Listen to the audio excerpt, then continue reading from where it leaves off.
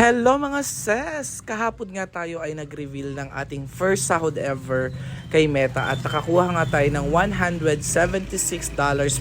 Yan ang ating pinakaunang sahod na nakuha natin nung last January 2023. So for today's video naman ay i-discuss natin ang ating second payout kay Meta na nakuha natin noong February 2023. O diba?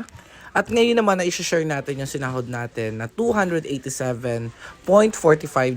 Ito yung dahil sa pagsisikap natin at pagtsatsagaan natin at pagpatuloy natin na lumalaban tayo dito sa mundo ni Meta World. So nakakatuwa lang at nakaka-inspire lang siyang i-share sa inyo na sa kabila ng mga pagsubok na hinaharap natin dito kay Meta, sa lahat ng mga violation, sa lahat ng paghihirap natin para makamit lang natin yung monetization, ay talaga naman totoong meron tayong kinikita at meron tayong earnings or payout na nakukuha. Kung nakikita nyo, yung $287.45 na yan, ay nasahod na natin yan noong February 21, 2023. At ang nakakatuwa pa nyo, alam nyo guys, nakuha lang natin yung buong 287 na yan sa ads on Reels. Dahil nung panahon ng February at January, kalakasan pa nun ang bigayan ng earnings sa ating ads on Reels na talaga namang bonggang-bongga at talaga namang malaki ang kinikita ng mga bawat content creator.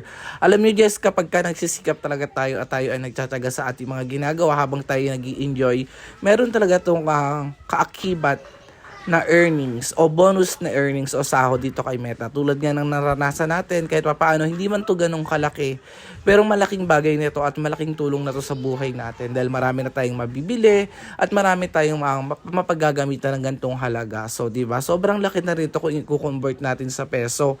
Kayo na lang ang mag-convert kasi nga paiba-iba naman talaga ang halaga o ang value ng dollar versus sa peso. Pero malaking bagay na tong 287.45 ay talaga namang sobrang saya ko dahil ito yung pinaka-second payout or pinaka-second sahod natin na nakuha kay Facebook na nakaka-proud dahil akala natin wala tayong kikitain dito, pero yun dahil nga sa pagsisikap natin at paggagawa natin ng mga content ay meron naman talaga tayong napala at meron naman tayong nasahod na nakaka-proud lang para sa sarili natin. Kaya ikaw, kung nagsisikap ka dito kay Meta, alam ko kakayanin mo yan at kakayanin mo yan. Huwag ka lang susuka at pagpatuloy mo lang yung ginagawa mo. Hanggat nagiging masaya ka sa ginagawa mo, magugulat ka na lang may bonus ka ng sahod o earnings or payout dito kay Facebook.